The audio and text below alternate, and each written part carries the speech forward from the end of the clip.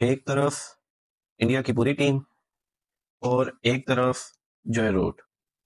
जी, ये कंपैरिजन किया जा रहा था सेकंड टेस्ट से पहले।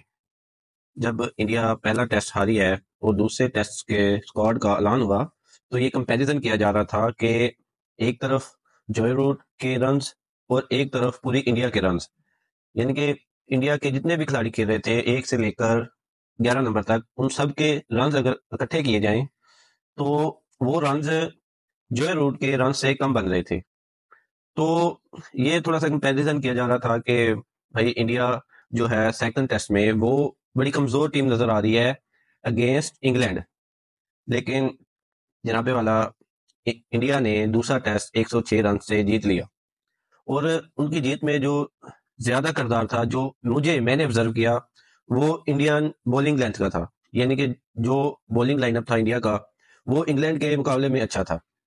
यानी कि उनके पास जसप्रीत बुमराह हैं, उनके पास ईश्वन थे, उनके पास अक्षर पटेल थे, मुकाबला इंग्लैंड के। क्योंकि इंग्लैंड के पास इतने अच्छे यानी कि बॉलर नहीं थे। एक आप एंडरसन को अगर निकाल दें तो बाकी सारे जो थे वो यंग थे। किसी कोई अपना पहला टेस्ट खेल रहा था, कोई अपना दूसरा टेस्ट खेल रहा था। तो इस तरह से उनकी बॉलिंग लाइनअप जो थी वो कमजोर थी। बहरहाल इंडिया की तरफ से जसप्रीत बुमराह ने, जिन्हें बूम बूम बुमराह भी कहा जाता है, उन्होंने बड़ी अच्छी बॉलिंग करवाई दोनों इनिंग्स में। और दोनों इनिंग्स में उन्होंने यानी कि जो अच्छे बैट्समैन थे ना, उन्हें आउट किया। कहानी ये रही मैच की कि इंडिया ने पहले बैटिंग की। पहली इनिंग्स में जब बैटिंग करने आए हैं तो जनाबे वाला यशस्वी जायसवाल, यार ये कमाल का बंदा है। मैंने पहले भी बताया था कि जान इसमें चाहे नहीं है, जान इतनी नहीं है, लेकिन बैटिंग इसकी बड़ी कमाल है। उन्होंने नहीं देखा कि अच्छा बॉल कोई फेंक रहा है, कोई बुरा बॉल फेंक रहा है। उन्होंने कहा भाई मैंने खेलना है, मैंने अपना दिखाना है कि मैं कुछ परफॉर्म करने आया हूँ। भाई उन्होंने तापड़ तोड़ बैटिंग की टोटली। 290 बॉलों पे 209 रन बनाए, जिसमें 7 छक्के। अब हिसाब लगाएं, 7 छक्के टेस्ट में उन्होंने अपनी एक इनिंग्स में मारे। और तकरीबन 290 बालों पे 209 रन की इनिंग्स खेली। बाकी कोई खिलाड़ी भी इंडिया की तरफ से 50 भी नहीं बना सका पहली इनिंग्स में। आप हिसाब लगाएं कि 396 रन में से तकरीबन 290 रन जो थे वो सिर्फ यशस्वी जायसवाल की तरफ से आए। तो बाकी तकरीबन पूरी टीम ने 190 रन बनाए। तो इससे नजर आता है कि यशस्वी ने किस तरह की बारी अपनी खेली। उसके बाद कोई भी उनका खिलाड़ी 50 भी नहीं बना सका। उसके बाद जब इंग्लैंड बैटिंग करने आई है, तो उन्होंने पहले तो आते ही यानी कि वही बेसबॉल वाला अपना सिस्टम चलाया। लेकिन यार ये इंडिया में नहीं चलेगा बेसबॉल।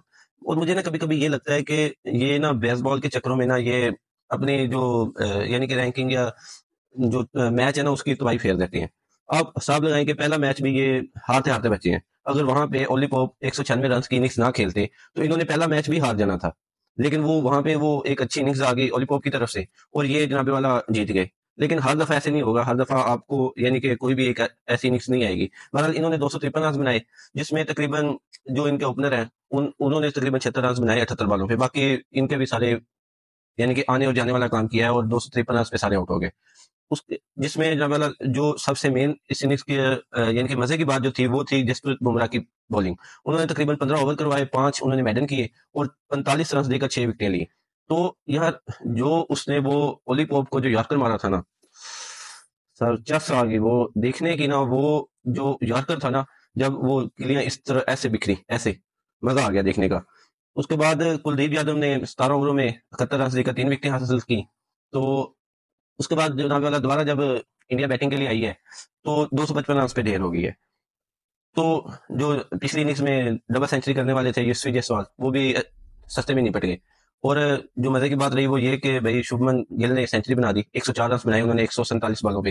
तो शुभमन गिल के जो फैन है वो थोड़े से यानी कि राहत में होंगे कि यार हमारे यानी कि फेवरेट बैट्समैन ने रन किए हैं।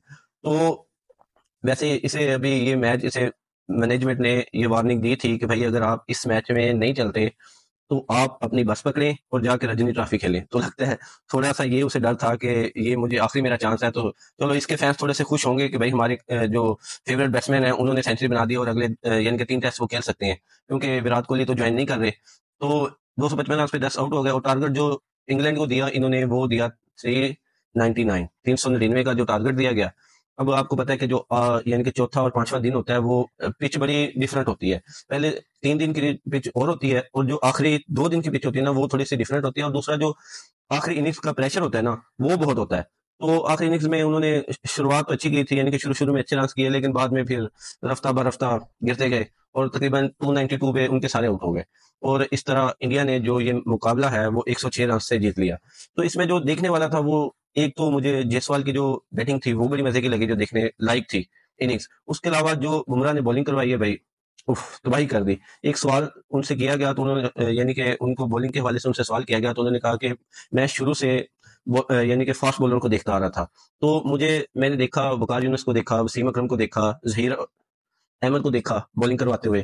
तो मैं शुरू से यानी कि इनको फॉलो कर रहा था, तो ये मुझे बड़ा अच्छा फील हुआ कि यार, यानी कि पाकिस्तान के बॉलरों के नाम लिए जा रहे हैं। बाकी आपको ये मैच कैसा लगा, अपनी राय का इजहार कमेंट में जरूर दीजिएगा। Thank you, Allah Hafiz.